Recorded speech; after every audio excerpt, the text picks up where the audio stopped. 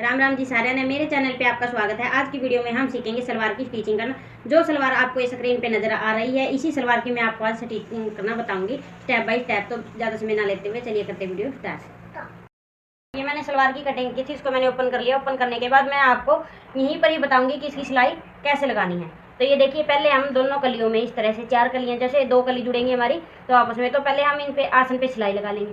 आसन पे सिलाई लगाने के बाद जैसे यहाँ से हमें कली की लंबाई रखी थी, तो यहाँ पे हम तख्ते को इस तरीके से ज्वाइंट कर देंगे।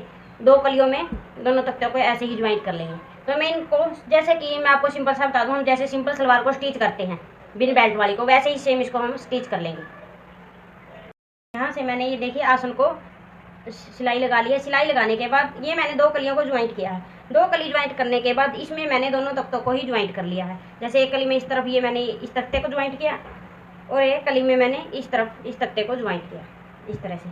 अब इसके ऊपर हम दूसरी कली को रख लेंगे। जो मैं 2 कली हैं उनके भी आसन को मैंने स्टिच कर लिया है। ये मैंने दूसरी कली के भी इस तरह से आसन को ज्वाइंट कर लिया। ज्वाइंट करने के बाद इसको इस तरह से रखेंगे और दोनों तख्तों की तरफ इस कली को ज्वाइंट कर देंगे।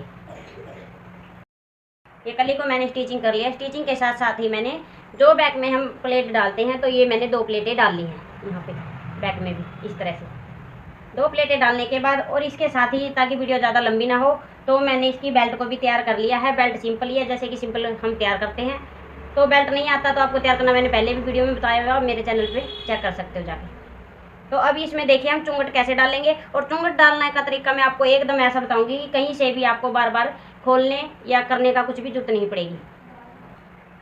ये देखिए, जैसे मैंने बेल्ट को तैयार किया था। बेल्ट को तैयार करने के बाद बैक और फ्रंट का तो आपको, जैसे फ्रंट का तो पता चलेगा कि सिलाई लगी हुई है। बैक में कई बार क्या होता है कि सिलाई नहीं होती है, तो वहाँ पे इस तरह से पकड़ के और कट लगा लेगी, ताकि बैक का भी पता चले हमें। तो ये करने के बाद यहाँ से देखिए, जहाँ से हमारी डोरी डलती है, तो इस तरफ से हम इस सिलाई से लेते हुए इंची टेप को ऐसे रखेंगे। अगर आपकी सिंपल और हल्की सलवार है, जैसे कि चुंगटे कम आएंगी, तो आप 7.5 इंच तक निशान लगा सकते हो ये।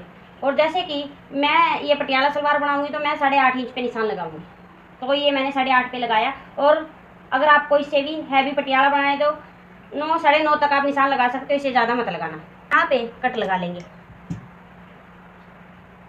नीचे और ऊपर दोनों तरफ ही इसमें इस तरह से कट लगा देंगे। तो ये दोनों तरफ ही कट आया है।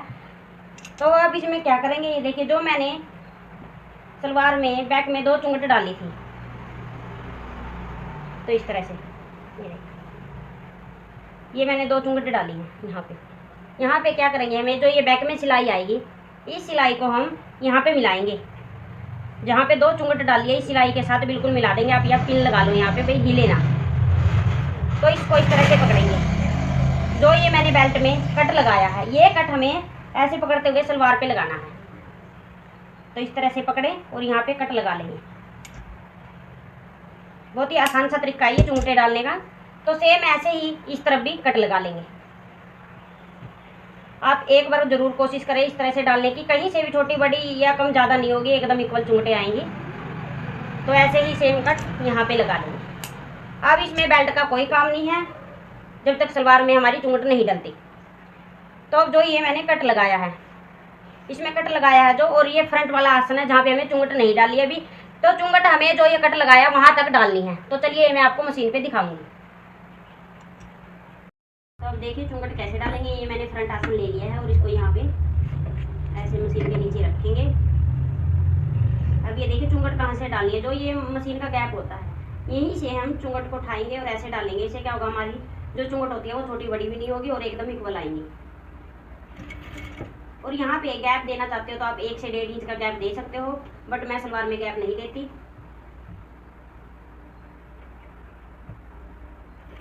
तो आप देख सकते हो, ये मैं चुंगट जो डाल रही हूँ ये आधा इंच के गैप से डालती हूँ। अगर आपकी सलवार हल्की है तो आप आधा इंच से थोड़ा ज़्यादा भी गैप दे सकते हो। अगर इससे भी भारी सलवार है तो आप सेम आधा इंच का ही गैप रखें।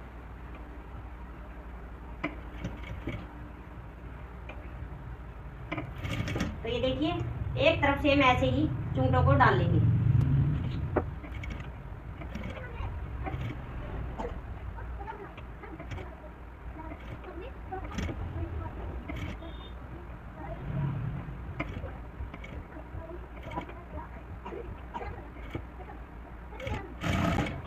तो ये मैंने एक तरफ चुंगट डाली हैं और ये कट ये यहाँ पे मैंने इसकी भी लास्ट में चुंगट डाल दी है ये कट। तो सेम ऐसे ही मैं दूसरी तरफ भी चुंगटे ऐसे ही डालूंगी।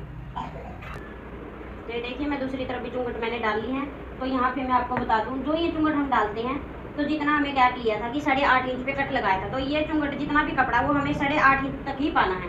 यहाँ पे उसकी चुंगटे तो 8.5 इंच तक ही पाएंगे। तो ये मैंने दूसरी तरफ भी चुंगटों को डाल लिया है और चुंगट डालने के बाद कुछ इस तरह से नजर आएंगी। ये देखिए दोनों तरफ भी मैंने चुंगटों को ऐसे ही डाल लिया। अब इसके अंदर हम करेंगे बेल्ट को अटैच। बेल्ट हम जहाँ पे 2 चुंगटे डाली थी सलवार में वहीं से ही बेल्ट अटैच करना स्टार्ट करेंगे। तो यहाँ से सिलाई मिला लेंगे और ऐसे ही सलवार के पूरे राउंड में बेल्ट को स्टिच कर देंगे।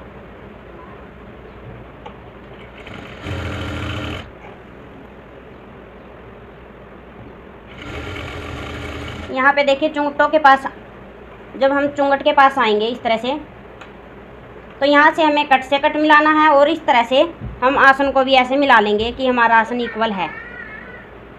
तो यहाँ पे इस तरह से ये देखिए यहाँ पे हमारा इक्वल आया आसन भी और यहाँ से कट भी, ये देखिए कट से कट भी मिला है।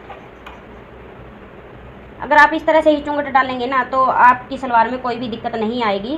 कहीं से भी क्या करते हैं, ज़्यादातर मेरी बहनें बार बार ही चुंगटों के खोलती और डालती रहती हैं, तो इसमें ये दिक्कत नहीं आएगी जिस तरीके से मैंने आपको बताया है। चुंगटों के ऊपर मैंने पहले भी एक वीडियो बनाई है, तो आप मेरी वो वीडियो भी जाके देख सकते हो, मैं उसका लिंक दे दूँगी बायो में।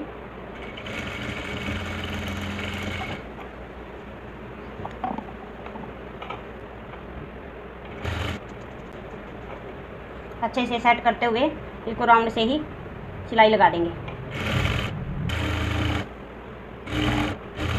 तो ये देखिए ये मैंने सिलाई लगा ली है। सिलाई लगाने के बाद अब इसके ऊपर से जो ये मार्जिन अंदर की तरफ वो हम बेल्ट की तरफ रखेंगे ऐसे और टॉप सिलाई लगा लेंगे।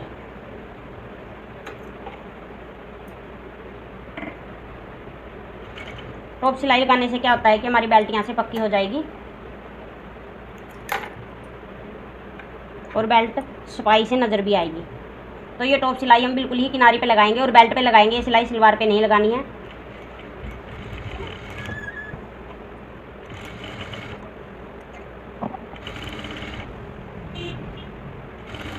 ऐसे मैं सिलाई को राउंड में कंप्लीट कर लेती हूँ, फिर मैं आपको मोरी बनाना बताऊँगी। तो ये देखिए सलवार की मोरी को कैसे बनाएंगे। ये जैसे मेरे पास मोरी है और सलवार की मोरी में मैं इस फोम का यूज़ करती हूँ। कई ज़्यादातर उसका बुकरम का भी यूज़ करते हैं और फोम का भी करते हैं, तो मैं फोम का ही यूज़ करती हूँ।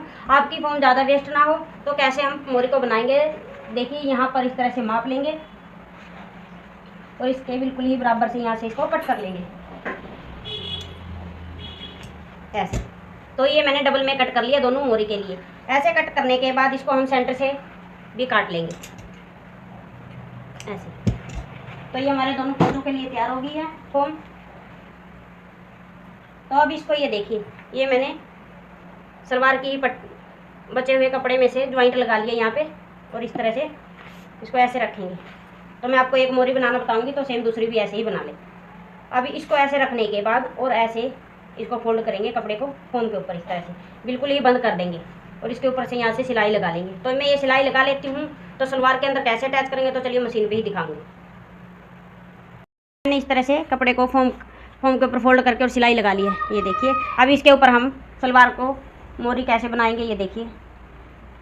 इस तरह से हम मोरी का कपड़ा 1/2 इंच फोल्ड कर लेंगे। ऐसे फोल्ड करने के बाद इसको ऐसे रखेंगे इसके ऊपर इस तरह से। ऐसे रखने के बाद इसके बिल्कुल ही किनारी पे सिलाई लगाएंगे जैसे हम टॉप सिलाई लगाते हैं। सिलाई को आप बारीक कर लें क्योंकि बारीक सिलाई से मोरी बहुत ही सुंदर बनती है।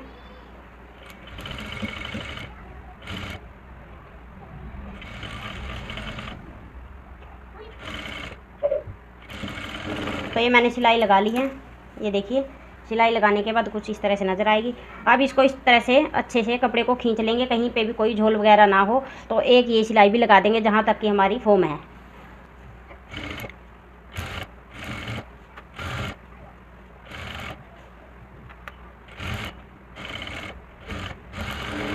ये मैंने ये सिलाई भी लगा ली है। सिलाई लगाने के बाद अब एक सिलाई इसके पास से लगा देंगे और एक सिलाई इसके पास से लगा देंगे, क्योंकि इसमें हमें लहरवे वगैरह कुछ भी डालने की ज़रूरत नहीं है, इसमें कढ़ाई हुई है पहले से ही।